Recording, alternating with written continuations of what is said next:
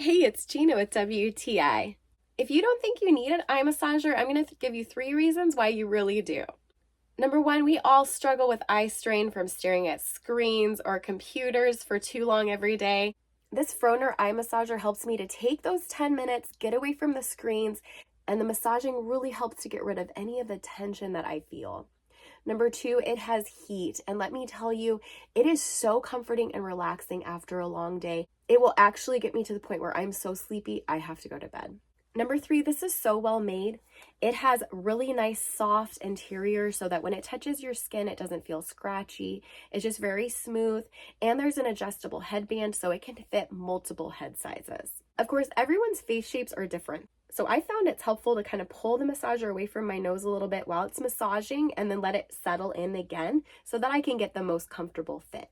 With the 4 different modes that you can choose from, you can use this at any time during the day, and it would make a fabulous gift for a loved one. And that's my point of view.